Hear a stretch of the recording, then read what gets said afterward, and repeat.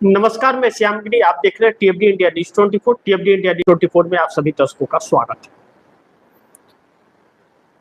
Iran और Israel का युद्ध अब बहुत ही भयावह परिस्थिति में जा चुका है। अब इसमें हार और जीत कौन किस पर भारी पड़ेगा, यह देखना होगा। लेकिन तबाही पूरे विश्व में दिखेगा और पूरे विश्व के हर एक देश के ऊपर इसका पूरा असर भी पड़ेगा। अब जब पूरे विश्व पर असर पड़ेगा और पड़ना शुरू हो गया है, तो महत्वपूर्ण यह है कि यह क्यों पड़ेगा। अमेरिका जिस तरह से छल कर रहा है ईरान के साथ, और ट्रंप नेतन्याहू के शिकंजे में है, अमेरिका अब पीछे नहीं हट सकता। क्योंकि अब अगर अमेरिका पीछे हटा तो पूरी दुनिया में जो साख है वह खत्म हो जाएगी। लेकिन अगर यह जंग अमेरिका हार जाता है तो भी अमेरिका का साख खत्म हो जाएगा। ईरान का सबसे महत्वपूर्ण बिंदु यह है कि पूरे मिडिल ईस्ट से अमेरिका को हम भगाएंगे। अमेरिका का एक भी सेना या कोई सेना का बेस मिडिल ईस्ट में नहीं होगा।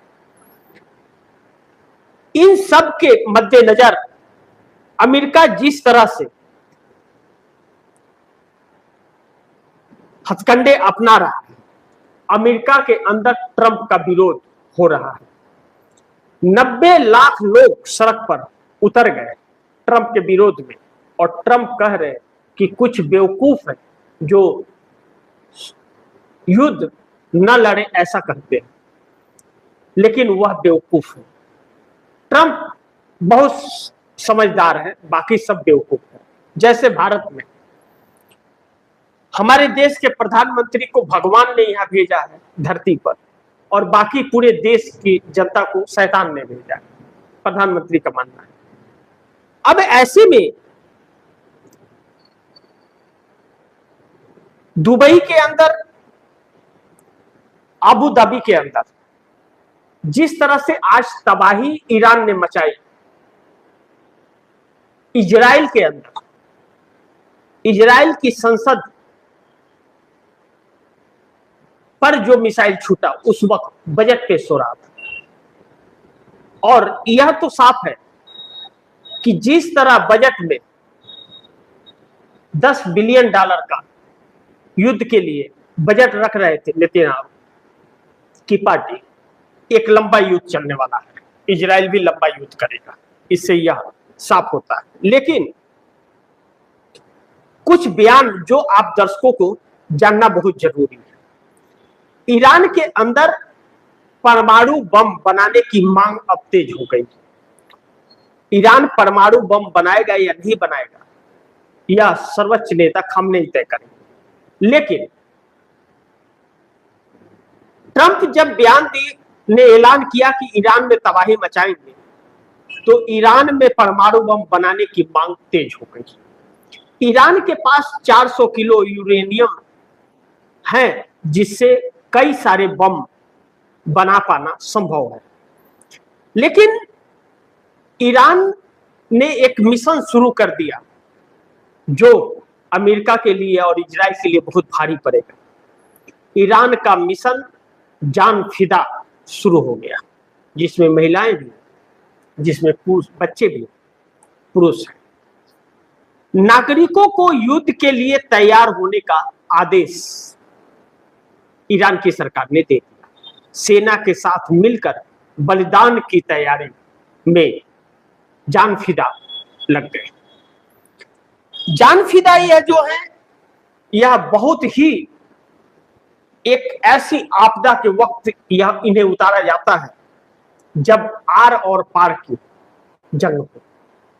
इस वक्त ईरान के लिए आर पार का ही जंग है, क्योंकि ट्रंप के बयान बहुत ही दुर्भाग्यपूर्ण है।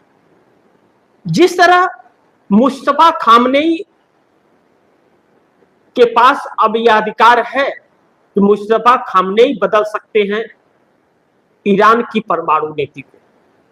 ईरानी मीडिया में एटम बम की गूंज इस वक्त सुनाई दे रही है, चर्चा हो रहा है, डिबेट हो रहा है, मांग हो रही है कि परमाणु बम बनाने का अब छूट ईरान को दे देना चाहिए, जो मुस्तफा खामनेई ही कर सकते हैं, इनके आदेश के बगैर नहीं बन सकता।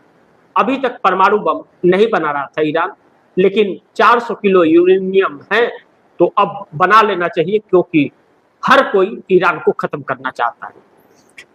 अब ऐसे में अमेरिकी सेना के प्रवक्ता का बयान आता है। वह बयान बड़ी चौंकाने वाला होता है। अगर अमेरिका ने जमीनी हमला किया तो उसके सैनिक पारस की खाड़ी के मगरमच्छ और शार्क का खाना बन जाएंगे, यानी कि भोजन बन जाएंगे। यह ईरान के सेना के प्रवक्ता ने बयान दिया। आगे सेना के प्रवक्ता ने कहा कि हम उनका जमीन पर बेसब्री से इंतजार कर रहे हैं, यानी कि अमेरिकी सैनिक का। अब ट्रंप ने अपना मकसद साफ कर दिया। यूं कहे तो ट्रंप की बातों पर विश्वास तो नहीं होता और ना ही उनकी बातों पर विश्वास करेगा, क्योंकि हर एक वक्त वह अपने बयान बदलते हैं। अब ट्रंप ने जो कहा है, ट्रंप ने कहा है कि सच कहूं तो मेरी पसंदीदा चीज ईरान में तेल लेना है। ट्रंप कहते हैं कि मैं सच कहूं तो मेरे पसंदीदा चीज ईरान में तेल लेना है, लेकिन अमेरिका में कुछ बेवकूफ लोग कहते हैं आप ऐसा क्यों कर रहे हैं, लेकिन वे बेवकूफ लोग जिन्होंने वोट दिया ट्रंप को, वह बेवकूफ लोग बता रहे हैं। अब ऐसे में यह तो साफ हो गया कि अमेरिका इस युद्ध में इजराइल के कहने पर कूदा है, यह तो बात सच है, लेकिन ईरान के पास तेल के जो खजाने हैं उस पर अमेरिका का कब्जा करने का इरादा है, यह साफ हो गया है, यानी कि ईरान के घर को छीनने का।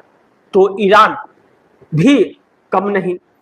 अब ऐसे में ट्रंप के ऐलान के बाद ईरान में तबाही की बात जो हुई, ईरान में परमाणु बम बनाने की मांग तेज हुई और ईरान अब यह फैसला करे कि उसे क्या करना है। लेकिन मैंने आप दर्शकों को जो कहा कि ईरान ने जो जान फिदा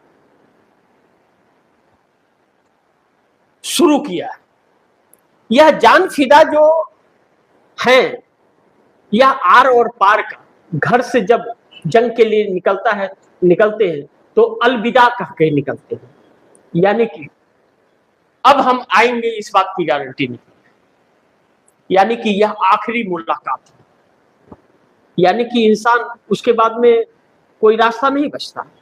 जब इस तरह से लोग हैं और इसी के लिए वह तैयार किए जाते हैं, तो सेना इनको प्रोटेक्ट नहीं करती।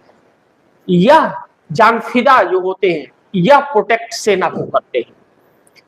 सेना से 4 कदम आगे इनकी सोच, इनकी मारक क्षमता और इनका प्रोटेक्शन होता है, जो सेना को प्रोटेक्ट करते हैं। कई टुकड़ियों में यह बटे होते हैं, सेना को 100% प्रोटेक्शन देते हैं। अगर दुश्मन से गोली खाना है तो पहले जान फिदा तैयार रखते हैं। जान फिदा के रहते सेना पर कोई आंच नहीं आएगी, और जान फिदा के पीछे सेना होती है, उस सेना के पीछे फिर जान फिदा होते हैं, फिर सेना होती है, फिर जान फिदा होता है, यानी कि कई लेयर का यह होता है। ऐसे में ईरान एक बड़ी चुनौती भी दे रहा है और वेलकम भी कर रहा है कि आप आइए, आपका हमारी धरती पर स्वागत है, हम तैयार हैं। परिणाम क्या होगा यह वक्त बताएगा, लेकिन ईरान ने 1914 ड्रोन और 429 मिसाइलें दाग दी। तबाही की कगार पर मचा है इजराइल। सऊदी अरब कहे, कतर कहे, दुबई कहे, ओमान कहे, मस्कट कहे, सब बर्बाद हो गया और पूरी दुनिया में असर। $115 प्रति बैरल तेल पहुंच गया है, 95 पर जूझ रहा है रुपया। भारत की राजनीति भी गर्मा गई है। नीतीश कुमार ने एमएलसी पद से इस्तीफा दिया और नीतीश कुमार के इस्तीफा देने के बाद नीतीश कुमार मुख्यमंत्री पद से इस्तीफा दे देंगे, इस सोच विचार में लग गई भाजपा। तय भी यही था इस्तीफा देने का, लेकिन नीतीश कुमार इस्तीफा नहीं देंगे, उन्होंने देने से इनकार कर दिया। भारतीय जनता पार्टी के अंदर और एनडीए गठबंधन के अंदर एक हरकम सी परिस्थिति है। नीतीश सीएम के बदले 4 शर्त रखे हैं भारतीय जनता पार्टी के सामने। 4 शर्त माने तो ठीक, नहीं माने तो इंडिया गठबंधन की सरकार, यानी कि नीतीश कुमार के दोनों हाथ में लड्डू है इस वक्त। लेकिन चंद्रबाबू नायडू कहा जा रहा है कि संपर्क में है इंडिया गठबंधन के, बड़े प्लान की कुछ तैयारी चल रही है। या प्लान सुनते सुनते तो कान पक गए, बोलते बोलते मुंह भी थक गए। लेकिन इन नेताओं के न तो मुंह दुखते हैं न कान पकते हैं, लेकिन संपर्क चल रहा है। अब वह संपर्क किस तौर पर चल रहा है, किसके साथ चल रहा है, कयास लगाए जा रहे हैं कि फिर एक बार चंद्रबाबू नायडू रेवंत रेड्डी के संपर्क में आ गए हैं, जो राहुल गांधी के बहुत खास है। लेकिन वहीं पर एक सूचना और निकली, जब एमएलसी से पद से इस्तीफा नीतीश कुमार ने दिया तो ममता बनर्जी नीतीश कुमार के संपर्क में आ गए, और ममता बनर्जी के संपर्क में आने के बाद नीतीश कुमार ने सीएम पद से इस्तीफा देने से इनकार कर दिया। अब क्या नीतीश किसकी सरकार बनाएंगे जब ममता नीतीश संपर्क में है, मैं नहीं जानता। लेकिन क्या इसमें सच्चाई हो सकती है कि ममता और नीतीश संपर्क में आने के बाद नीतीश कुमार ऐसा किए? मैं इस बात को बिल्कुल नहीं मानता। मेरा मानना है कि ममता से संपर्क में हो सकते हैं नीतीश, ममता और नीतीश में बहुत अच्छे संबंध हैं। नीतीश कुमार ही इंडिया गठबंधन में ममता को लेकर के आए थे, लेकिन नीतीश कुमार अपनी शर्तों पर चलते हैं, और नीतीश कुमार के साथ जिस तरह इस्तीफे के बाद छल करने वाली थी भारतीय जनता पार्टी, नीतीश कुमार को यह एहसास हो गया। कहा जा रहा है कि निशांत कुमार जो है वह नीतीश कुमार को अब बहुत अच्छी तरह से गाइड कर रहे हैं और एक एक चीजों को बारीकी से बता भी रहे हैं। नीतीश को फैसले लेने में आसानी हो रही है। ऐसे में मोदी सरकार फंसी हुई सी है।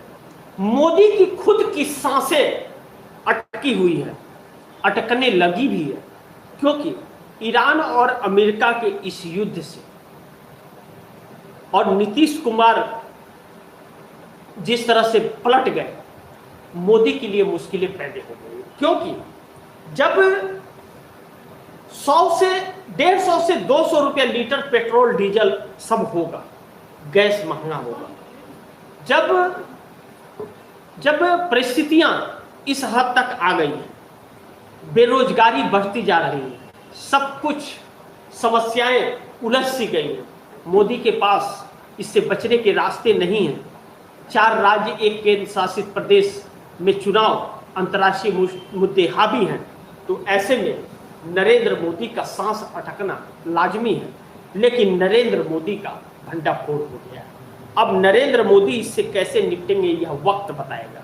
लेकिन नीतीश बनाएंगे इंडिया गठबंधन का सरकार, इंडिया गठबंधन का नीतीश सरकार बनाने में सफल होंगे या फिर एनडीए का, इस बात को सोच करके भारतीय जनता पार्टी के अंदर एक हड़कंप सी परिस्थिति जरूर बन गई है। जिस सिचुएशन में नीतीश कुमार ने सब कुछ इधर से उधर कर दिया है और नीतीश कुमार जिस तरह से पलटी मार दी है, सीएम पद से इस्तीफा देने से इनकार कर दिया, एमएलसी पद से दे दिए, सीएम पद से देना है। एमएलसी पद से इस्तीफा देने का मतलब है कि वह एक अब सामान्य व्यक्ति हो गए, भले राज्यसभा सांसद चुन लिए गए। सीएम रहने के लिए बिहार के दोनों सदनों में से किसी एक सदन का मेंबर होना जरूरी है। अगर आप नहीं हैं तो भी आप सीएम पद पर रह सकते हैं, लेकिन इस्तीफा देकर फिर से सीएम का शपथ लेना पड़ेगा।